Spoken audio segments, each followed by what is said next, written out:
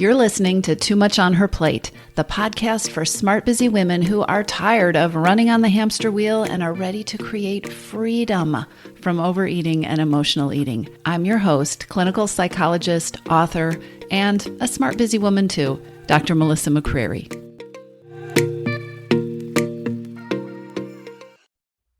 Hey, everybody. Welcome back to the podcast. Today, I want to talk about emotional eating. I know, big surprise, right? But specifically, I want to talk about a place where I am seeing a lot of women getting stuck in this loop that keeps them going in circles. I guess that's what a loop is, isn't it? So first, let me give you some background. I have been doing this work, which is helping women break habits of overeating and emotional eating for a very long time, for decades now. And over the years, emotional eating has gone from being this new idea to an overused buzzword. Much of the advice around emotional eating isn't very helpful.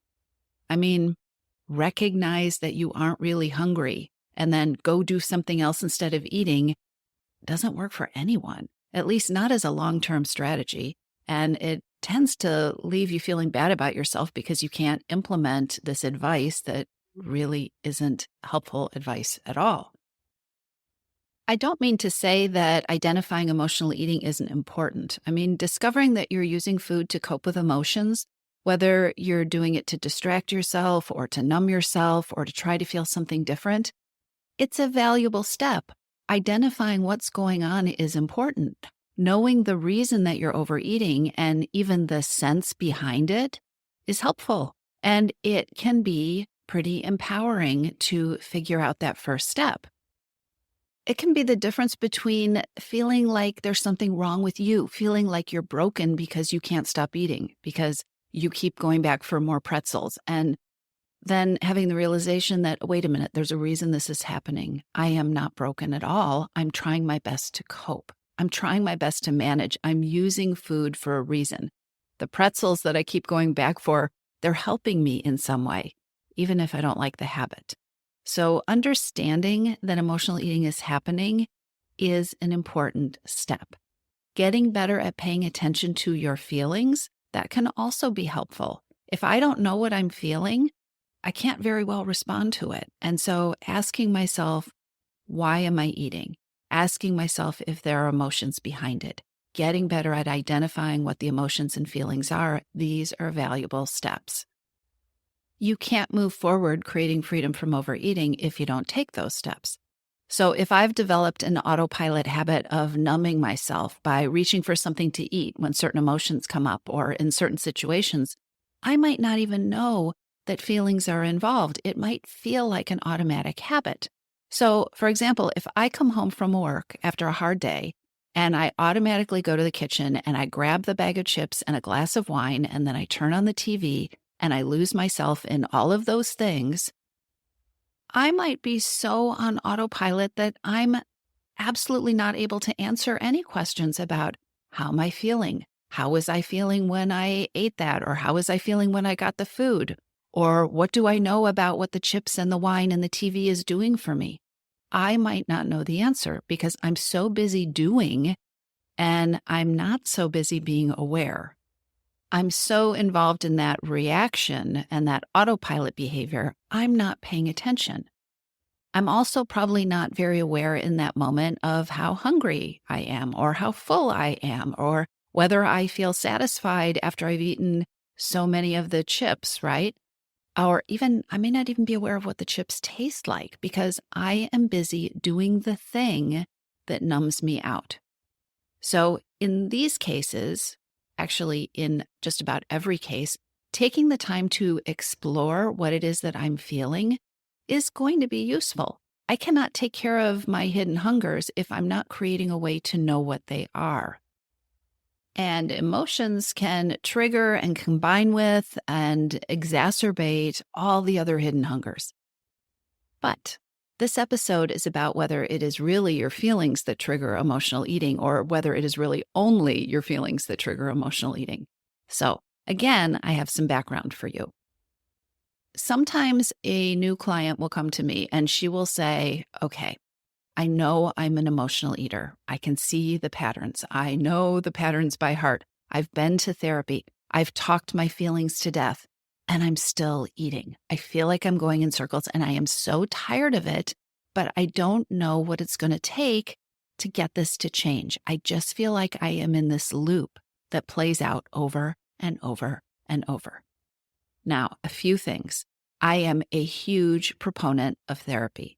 As a clinical psychologist, I was a therapist. I provided psychotherapy for many years, and I cannot imagine my own life without my own therapy. Therapy is a life-changing tool, and I don't want anyone to think that I'm telling you that it isn't. What I will tell you, and I hope you'll hear me out on this, is that sometimes focusing on your feelings isn't the most helpful thing. Sometimes focusing on your feelings will keep you focusing on your feelings.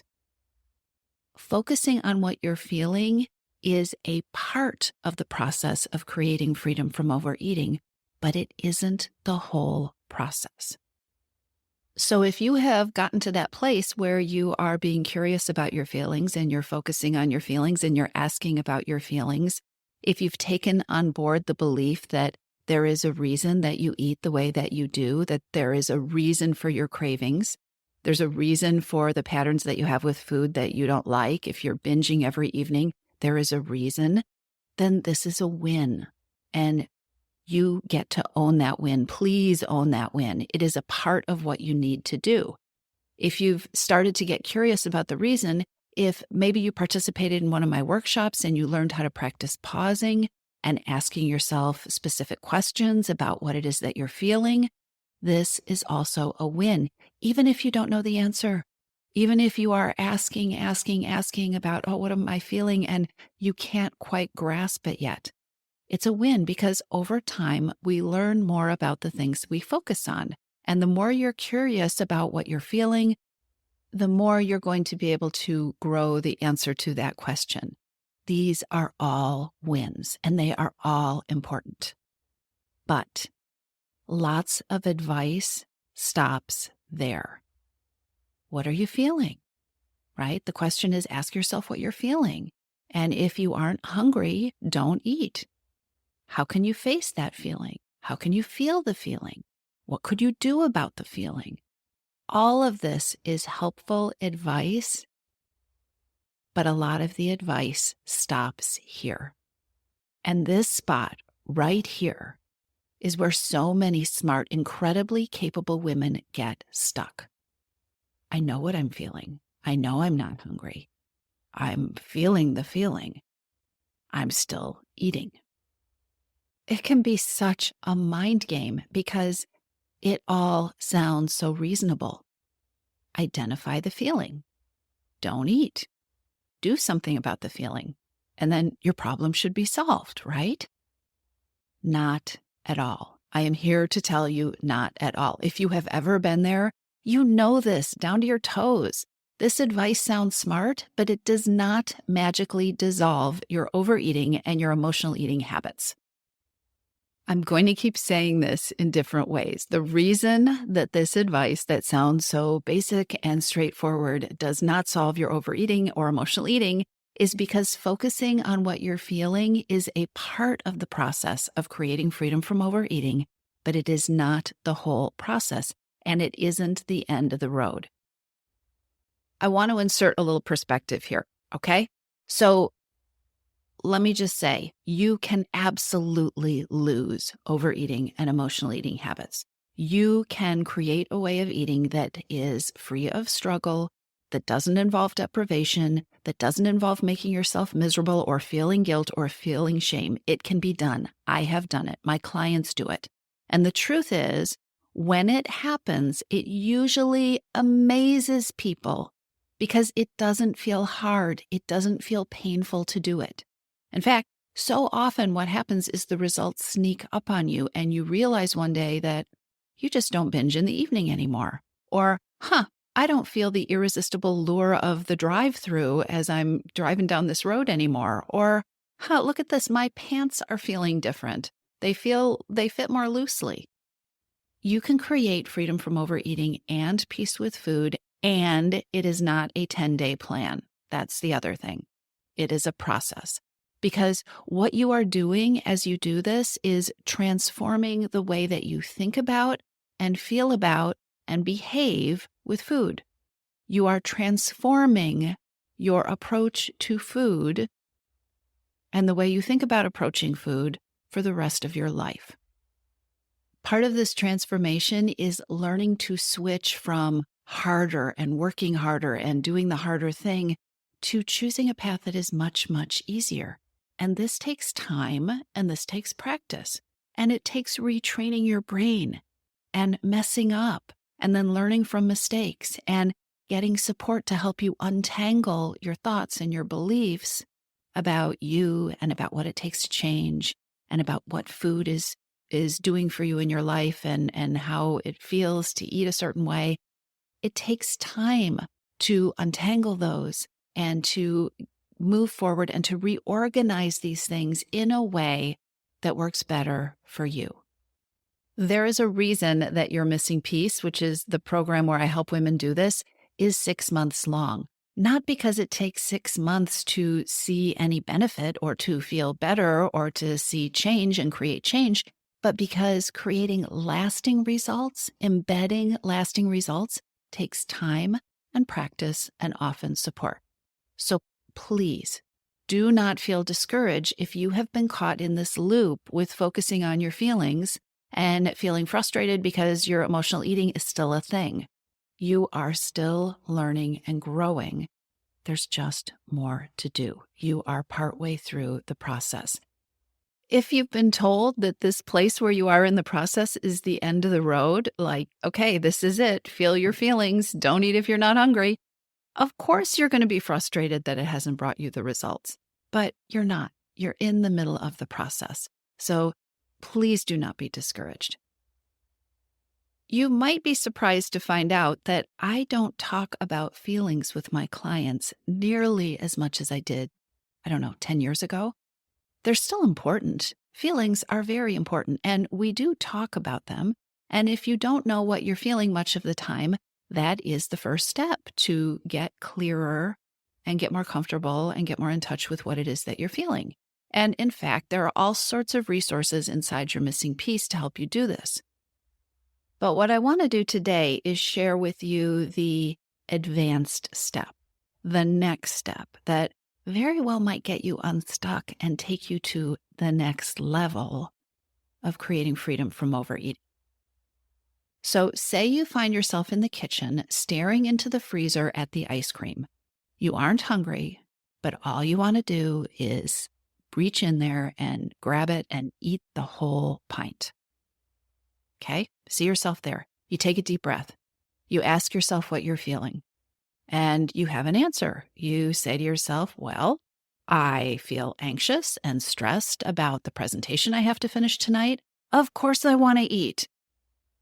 Here's what I want you to do next. I want you to ask yourself a second question. And that question is, what am I telling myself or believing right now? You might want to write this one down. What am I telling myself or believing right now? You will be amazed. If you take the time to write down what comes up, you'll be amazed. Let me give you an example from a Missing Piece member who asked this question in the midst of a very similar situation. And she asked herself, okay, what am I telling myself? What am I believing right now? And here's what she came up with. She came up with the thought that I'm never going to get this done. My boss is going to hate this. I'm going to mess this up. I am never going to get that promotion. She was also telling herself, I can't be tired. I cannot be tired. There's more I have to do. She was also telling herself, screw it. The night is ruined anyway. Why not eat the ice cream? I just need the ice cream to feel better. Ugh, I so deserve this. My boss is so unreasonable. I deserve this ice cream. And then the cherry on top, this will make me feel better. Here's the thing. Feelings are created and also magnified by what we think and believe. Let's go over those clients' thoughts again, and you tell me if you could think these things without feeling more stressed or anxious or without feeding an urge to eat ice cream. All right? I'll never get this done. My boss is going to hate this. I'm going to mess this up. I'm never going to get that promotion. I can't be tired. There's more I have to do. I can't be tired. Screw it. The night is ruined anyway. I might as well eat the ice cream. I just need the ice cream to feel better. I deserve this. My boss is so unreasonable. This will make me feel better. You tell me if you could think these things without feeling more stressed or anxious or without feeding an urge to eat ice cream. Here are the points I want to make. Number 1, you can create freedom from overeating. Number 2, there is a reason you overeat or that you eat when you aren't hungry. Number 3, pausing to listen to yourself and ask yourself what's going on is a necessary step. Number 4, asking yourself what you're feeling, learning to identify what you're feeling, and having the tools to respond to your own feelings is a absolutely necessary part of creating freedom from overeating. And it is not the final step for tackling emotional eating. Number 5, the next step is to challenge yourself by start asking the question in these moments, what am I telling myself? What am I believing right now? And then I want you to do number 6, which is notice if your urge to overeat or the feelings that you are having are being created or magnified by these thoughts and beliefs that are running through your mind. These thoughts and beliefs, they run on repeat through our minds, right? We repeat them, we reinforce them, and if they aren't helping us, then we're just repeating and reinforcing unhelpful information. So here's what you can do next. If your thought or your belief is not helping you, ask yourself, is there something else I could remind myself of? Is there a thought or belief that would be more helpful? And this doesn't have to be rocket science. Another client who was also stressed due to a number of things that were happening, a number of situations, and she was also stressed by her eating, saw a big change in her eating just by remembering the thought, I'm a smart woman and I know how to figure things out. Even if things don't go perfectly, I know how to solve problems. She had been telling herself over and over and over, I can't change this. Nothing works. Everything I try fails. Think about how you tend to feel when you tell yourself over and over again that it's hopeless, that nothing will work, and that you can't have an impact. Switching from those thoughts to a very simple belief, a reminder that she's smart, that she knows how to solve problems, which she believes in all the other areas of her life, making that switch in the thought that she wanted to remember and she wanted to repeat made a huge difference. So ask yourself, what kind of energy and emotion are the thoughts and the beliefs that you are feeding yourself creating? What you are thinking, what you are telling yourself, what you are believing creates a certain kind of energy inside of you, and it leads you to feel certain emotions. What kind of energy and emotion are the thoughts and the beliefs that you're feeding yourself creating? This is a question well worth asking. This can help you break out of that loop. I'll talk to you soon. If you're ready to lose your overeating and emotional eating habits, and you are ready to step into a relationship with food that fits you, one that doesn't rely on willpower and deprivation, then now is the time to join your missing piece. Enrollment is open, and this is the perfect time to join me. Go to toomuchonherplate.com/freedom, or just click on the link in the show notes. Your Missing Piece is the program where I show you step-by-step how to create freedom from overeating with a unique combination of psychologist-designed, personalized work with me, coaching, and smart strategy. You'll learn how to reclaim your power, ditch the diets, and create results that are built to last.